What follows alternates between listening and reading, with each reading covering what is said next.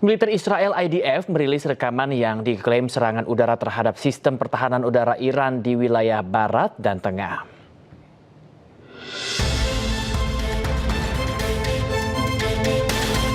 Menurut IDF, serangan tersebut dilancarkan oleh Angkatan Udara Israel dalam sejumlah misi penyerangan yang menargetkan fasilitas pertahanan udara milik pemerintah Iran.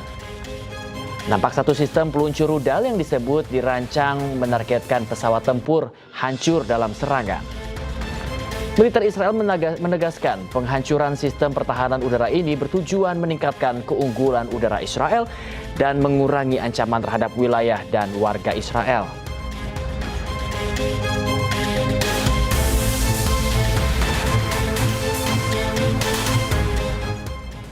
Ketua Komite Keamanan Nasional Parlemen Iran, Ebrahim Azizi, mengatakan Amerika Serikat harus menerima bahwa mereka telah dikalahkan.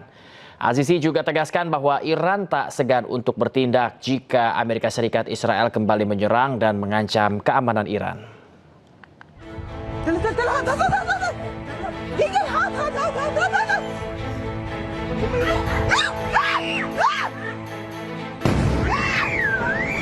Dalam sebuah wawancara televisi, Ketua Komite Keamanan Nasional Parlemen Iran Ebrahim Azizi mengatakan bahwa Amerika Serikat harus menerima bahwa mereka telah dikalahkan. Azizi juga menyebut bahwa AS mendukung dan menghasut Israel untuk mengambil tindakan yang menguntungkan tujuan mereka sendiri. Ia menegaskan bahwa Iran tidak segan untuk bertindak jika AS dan Israel terus menyerang dan mengancam keamanan Iran. یک مسئله داریم و اون این که آمریکایی ها باید بپذیرن که شکست خوردن، باید بپذیرن که در این میدان بازنده هستن. برداشت این هست که هنوز به این درک آمریکایی ها نرسیدن و رژیم صهیونی رو به نظر میاد پشتیبانی میکنن، تحریک میکنن که اقداماتی رو Pernyataan Azizi dilontarkan pada Senin setelah ketegangan militer antara Iran dan Israel kembali muncul. Kedua belah pihak saling meluncurkan serangan gelombang baru sejak gencatan senjata diberlakukan pada bulan April.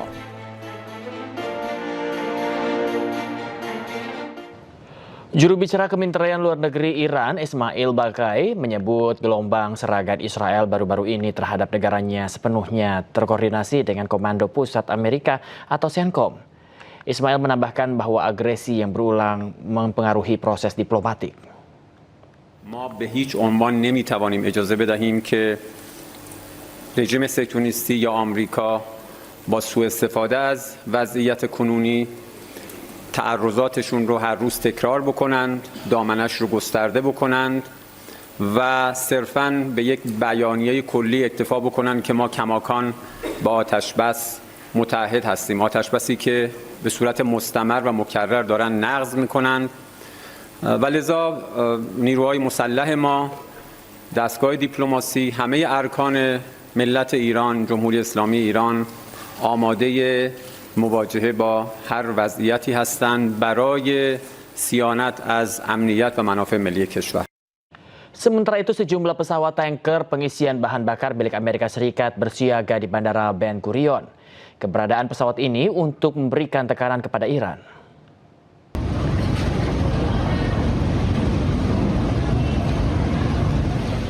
Sejumlah pesawat militer milik Amerika Serikat masih berada di Bandara Ben Gurion.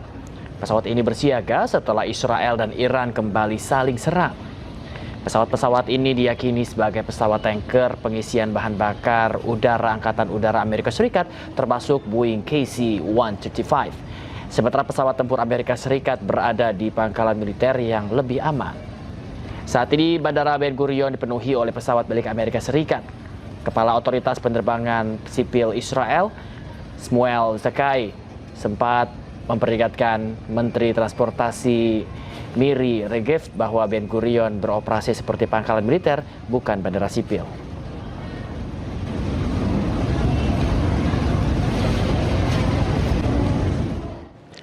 Setelah tekanan dari Amerika Serikat, akhirnya Israel setuju untuk menghentikan serangannya ke Iran dan Lebanon. Perdana Menteri Israel Benjamin Netanyahu tegaskan bila Iran kembali menyerang Israel, maka serangan balasan tak hanya menyasar Iran tetapi juga Lebanon. אחרי שחיזבאללה ירה לשטח ישראל, הוריתי לצה"ל לתקוף מטרות טרור בביירות ולחסל שם פעילי חיזבאללה. עשינו זאת. לאחר שאיראן תקפה את ישראל, הנחיתי את צה"ל לתקוף מטרות צבאיות וכלכליות ברחבי איראן. גם את זה עשינו. כרגע האש בחזית הזאת נצורה, כי אחרי שהקינו במשטר הטרור בטהרן, הוא חדל מלתקוף אותנו. במידה שמשטר הטרור יעשה את הטעות ויחזור לתקוף אותנו, נגיב בעוצמה. כי לישראל יש זכות מלאה להגנה עצמית, ואנו מממשים אותה ככל שהדבר נדרש. אני אומר זאת לכם, אזרחי ישראל היקרים, כפי שאני אומר זאת בהערכה ובכבוד בשיחותיי הטובות עם ידידי הנשיא טראמפ. באחדות, בנחישות ובתבונה נגן על מדינת ישראל. ויחד, בעזרת השם, נחזיר את הביטחון לצפון.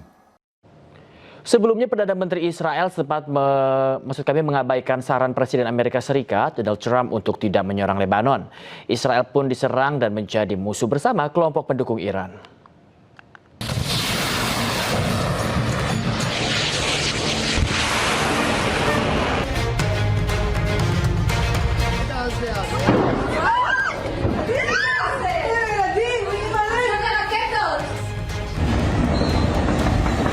Israel kembali melanggar gencatan senjata terus membombardir Lebanon. Serangan terus-terusan Israel memicu kemarahan Iran hingga Garda Revolusi Iran melancarkan gelombang serangan balasan ke Israel. Iran menyebut serangan ini sebagai bukti dari janji operasi True Promise 4.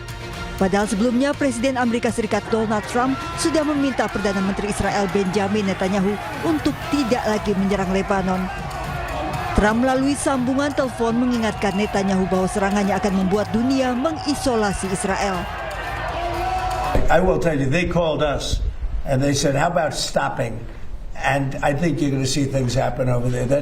That's been like a little bit of a different world, but it's interconnected with Iran. And it would be really nice if Lebanon could have some peace. Lebanon's been under attack for so many years and always like an underdog. And it would be really nice if it could end. And I spoke to Bibi Netanyahu about that. And I speak to them about it. And I actually spoke to Hezbollah about it. And I think progress is made. Menurut Trump, Israel tidak punya pilihan selain menerima kesepakatan untuk gencatan senjata menyeluruh, termasuk tidak menyerang Lebanon. Trump juga menegaskan serangan Iran terhadap Israel tidak akan mengubah keinginan Amerika untuk mencapai kesepakatan dengan Iran. Pekan lalu, Iran tiba-tiba mengumumkan tidak akan melanjutkan negosiasi damai dengan Amerika Serikat melalui Pakistan sebagai mediator setelah Israel terus melanggar gencatan senjata.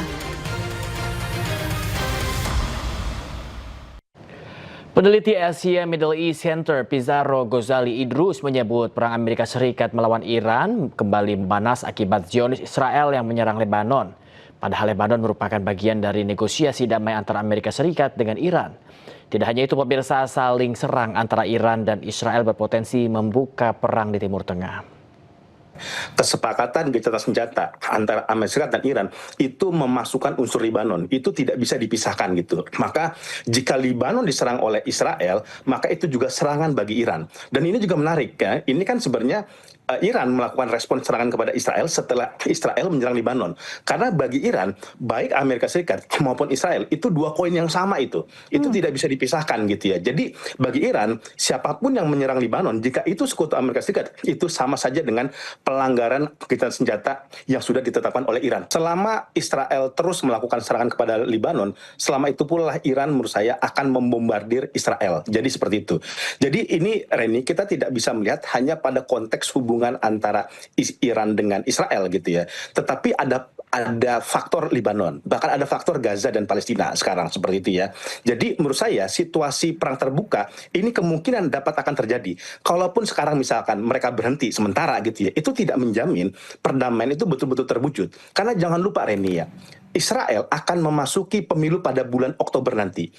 Netanyahu ini benar-benar jadi pertaruhan dia perang sama Iran. Kalau dia dinilai lemah, kalau dinilai tunduk dan tidak melakukan serangan balasan kepada Iran, maka citranya, kredibilitasnya itu akan runtuh. Karena sayangnya masyarakat Israel dalam survei itu menyetujui serangan yang dilakukan Israel kepada Iran. Jadi Netanyahu perlu mengambil hati masyarakat Israel dengan melakukan serangan kepada Iran, dan ini menurut saya Netanyahu akan lebih mendengar suara politik di dalam negerinya Israel ketimbang suaranya Donald Trump. Seperti itu. Jadi ini eskalasi masih akan terus terbuka. Apalagi panglima militernya dan juru bicara militernya Israel sudah mengatakan, walaupun kami sementara menghentikan serangan kepada Iran, kami akan terus tetap melakukan serangan kepada Hizbullah. Itu yang satu. Kedua, ini eskalasinya bukan lagi menjadi terbuka, ini bahkan menjadi perang kawasan. Karena Houthi, sekutunya Iran yang ada di Yaman, itu ikut melontarkan rudal kepada Israel. Ini untuk pertama kalinya loh, Reni. Setelah sepanjang perang antara Amerika Serikat, Iran, dan Israel dalam beberapa bulan terakhir ini untuk pertama kalinya Houthi mendeklarasikan melakukan serangan kepada Israel, dan mereka siap menutup Babul Mandeb. Ya, kalau Selat Hormuz sudah ditutup, Babul Mandeb sudah ditutup, ini energi global, ekonomi global akan terkena dampak yang begitu sangat besar gitu. Jadi sekarang perang itu sedang perang proksi, dan yang terbaru bahwa Houthi siap menghalau kapal-kapal berbendera Israel untuk melewati Laut Merah seperti itu ya. Dan ini kalau kemudian ini dihentikan, pasti Israel itu kan akan merespon serangan kepada Houthi, dan jika Houthi diserang, maka di Lebanon berdarah, Yaman berdarah, Iran berdarah, ini akan menjadi perang kawasan yang sangat terbuka sekali. Wakil Menteri Luar Negeri Anies Mata menyebut situasi di Timur Tengah masih sangat tegang. Saat dijumpai di Kompleks Istana Kepresidenan Jakarta hari Senin, Anies Mata juga menjelaskan kini ada 3 skenario yang mungkin berkembang di Timur Tengah. Di Timur Tengah sekarang ini sedang ada dalam situasi yang masih sangat menegangkan sekali, dan secara umum bisa kita sebutkan ada kemungkinan 3 skenario yang berkembang di Timur Tengah. Yang pertama adalah skenario damai, yang kedua adalah skenario eskalasi, dan yang ketiga adalah skenario tidak damai, tidak perang. Masing-masing negara dari aktor-aktor yang terlibat di sana, baik dalam pemerintahan Iran, di Amerika Serikat, di Israel, dan juga di negara-negara lain, ada kekuatan yang saling tarik-menarik antara yang menginginkan damai, yang menginginkan eskalasi, dan seterusnya. Jadi kita berharap bahwa pada dasarnya eskalasi ini akan menjadi, kalau terjadi eskalasi yang kedua, ini akan menjadi sangat berbahaya sekali, karena ronde kedua dari pertempuran ini pasti akan jauh lebih brutal daripada yang sebelumnya. Jadi kita berharap itu benar-benar tidak terjadi, dan mendorong semua upaya-upaya untuk deeskalasi, perdamaian, dan menemukan platform untuk membangun perdamaian jangka panjang di kawasan itu dan mengubah kawasan